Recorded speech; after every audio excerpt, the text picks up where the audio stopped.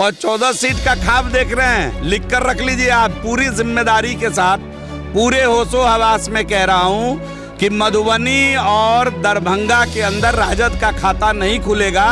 लिख कर रख लीजिए आप ये बात। पूरी संविधान को अगर किसी ने ठोकर पहुंचाई है तो उसका नाम है कांग्रेस पार्टी। वो लोग क्यों चुप हैं जो यहाँ हिमायत करते हैं, हर बात में यहाँ बोलते हैं, उनको अपना जुबान तो खोलना चाहिए। मैं देख रहा था अभी किसी नेता का इंटरव्यू ले रहे थे, वो ज्ञान बांट रहे थे। कितनी बार आकर चौराहे पर उन्होंने प्रदर्शन किया है कि बांग्लादेश के हिंदुओं को सुरक्षित रखो।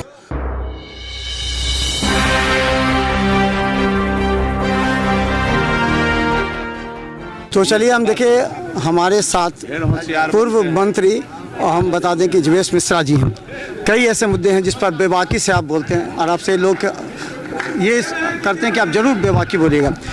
अभी सवाल है कि संविधान बचाओ की हमने पूछा था बयान कि संविधान बचाओ लोकसभा में भी था, अगर विधानसभा में लोग आ जाएगा वही तो फिर क्या करेंगे आप लोग?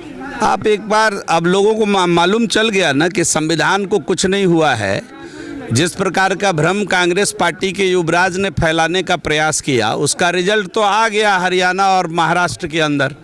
तो संविधान सुरक्षित है, संविधान अक्षुण्ण है। संविधान को अगर किसी ने ठोकर पहुंचाई है तो उसका नाम है कांग्रेस पार्टी। रात के अंधेरे में आपातकाल लागू करके इस देश की जनता को जिस प्रकार से प्रताड़ित करने का काम कांग्रेस पार्टी ने किया है वह सबको याद है। हम समझते हैं कि आपके परिवार के लोग भी आपातकाल की दंश और पीड़ा को झेले होंगे मनोज जी।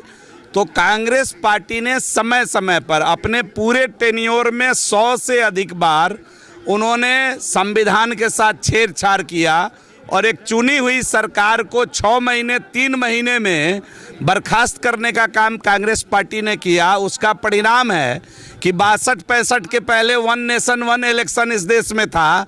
आज राज्य में अलग अलग इलेक्शन, अलग अलग तरीके से देश का विकास का समय खराब हो रहा है। तो कांग्रेस पार्टी कृपया करके इस पर कोई ज्ञान न बांटे। कांग्रेस ने जितना दुरुपयोग इस देश के संविधान का किया है, आपको मालूम है कि रात के अंधेरे में इस संविधान में सेकुलर शब्द जोड़ा। बाबा साहब ने संविधान में कहीं सेकुलर शब्द का जिक्र नहीं किया है। छोटी सी डायरी नुमा संविधान पॉकेट में रखने से नहीं होता है। संविधान का इज्जत यहाँ और यहाँ से करना पड़ता है। दिल से जो लोग इज्जत संविधान का करते हैं उनको मालूम है कि संविधान के पहले पन्ने पर राम दरबार का फोटो है और जो भारत की संस्कृति को बताता है। भारतीय संस्कृति के आधार हैं प्रभु श्री राम और संविधान के पहले पन्ने पर उनका फोटो है। ये कांग्रेस पार्टी के लोग और राजद के लोगों को इस बात से सीख लेनी चाहिए। बांग्लादेश को लेकर के पूरे भारत में आक्रोश है। सभी अनुमान करें, भाजपा भी करे कि कुछ ऐसा एक्शन हो और विरोध में कोई बोल नहीं रहा। सड़क पर जो विपक्ष वो लोग क्यों चुप हैं जो यहाँ हिमायत करते हैं, हर बात में यहाँ बोलते हैं, उनको अपना जुबान तो खोलना चाहिए। मैं देख रहा था अभी किसी नेता का इंटरव्यू ले रहे थे, वो ज्ञान बांट रहे थे। कितनी बार आकर चौराहे पर उन्होंने प्रदर्शन किया है कि बांग्लादेश के हिंदुओं को सुरक्षित रखो। वो कहाँ है नेताजी? और 14 सीट का ख्वाब देख रहे हैं, लिख कर रख लीजिए आप पूरी जिम्मेदारी के साथ, पूरे होशो हवास में कह रहा हूं कि मधुबनी और दरभंगा के अंदर राजद का खाता नहीं खुलेगा। लिख कर रख लीजिए आप ये बात, पूरी जिम्मेदारी के साथ मैं ये बात आपके चैनल पर कह रहा हूं। चुनाव बाद मिल लेंगे दोनों भाई और फिर एक साक्षात्कार, एक मुलाकात हो जाएगी। वक्फ बोर्ड को लेकर के, वक्फ बोर्ड का करें कि बीजेपी वक्फ बोर्ड के जरिए मुसलमानों की जमीन को दबना चाहते हैं, लेकिन वक्फ की जमीन खुद लोग अभी तो कोई सज्जन आए थे 8 बीघा जमीन वक्फ बोर्ड का बेच दिया। अब ये कौन सा, क्यों नहीं बोल रहे हैं वक्फ बोर्ड के ऊपर? फातिमी साहब इंटरव्यू में क्यों नहीं बयान दे रहे थे? आप पूछना चाहिए था। आपको भी अपनी जवाबदारी जिम्मेदारी तय करनी चाहिए थी कि जरा वक्फ बोर्ड पर मुंह तो खोलिए, कुछ तो बोलिए। यहाँ बगल के अंदर टेक्टायर के अंदर हजारों एकड़ जमीन जिस पर गरीब लोग, दलित लोग बसे हुए हैं, वक्फ की जमीन हो गई। माने वक्फ को आज वक्फ आके यहाँ उंगली डाल दे कि ये सर्किट हाउस वक्फ की है तो सरकार को प्रमाणित करना होगा कि ये मेरी ज़मीन है, वक्फ को प्रमाणित करना नहीं होगा।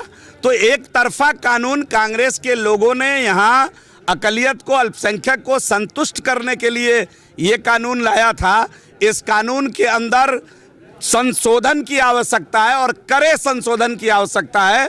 हम समझते हैं कि देश के लोग, हिंदू और राष्ट्रवादी जितने मुसलमान हैं, वो वक्फ बोर्ड में संशोधन को समर्थन कर रहे हैं और वक्फ बोर्ड का संशोधन आवश्यक भी है। इसकी प्रामाणिकता अब जगह जगह से मिल रही है। अभी मैं जब घुस रहा था यहाँ सर्किट हाउस में, तो एक सज्जन बता रहे थे कि 8 एकड़ ज़मीन उनका वक्फ ने बेच दिया। कैसे बेच दिया भाई? उनके बाप दादे की ज़मीन है। अब वो नगरी नगरी द्वारे द्वारे दौड़ेंगे इस बात को प्रमाणित करने के लिए कि ये ज़मीन मेरा है, और सभी प्रकार का कागजात लेकर के वक्फ के ऑफिस में, ट्रिब्यूनल में जाके उठक बैठक करेंगे। तब जाकर के उनका मन अगर मान गया कि सही में ये दस्तावेज है, कुछ गड़बड़ हुआ है, तो कहीं उनको लौटे तो लौटे, नहीं तो जय जय सिया राम। तो इस कानून में बदलाव होना चाहिए कि नहीं होना चाहिए, मुझे बता दीजिए।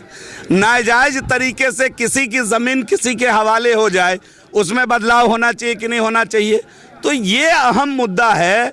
इस पर निश्चित रूप से आम आवाम को बिना किसी भेदभाव को विचार भी करना चाहिए, और वक्फ बोर्ड के लिए जो कानून भारत की सरकार ला रही है उसके अंदर, उसमें लोगों को अपना समर्थन देना भी चाहिए।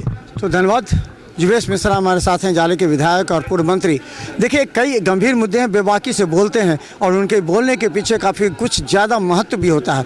और ये जब बोलते हैं तो कहा जाता है कि निश्चित तौर पर इस गंभीर मुद्दे से जुड़े हुए बात का वो जिक्र भी करेंगे। तो देखते रहिए बिहार मित्र न्यूज़। यूट्यूब में भी सब्सक्राइब कीजिए। GTPL सिटी केबल चैनल पर 24 घंटे मौजूद है। धन्यवाद।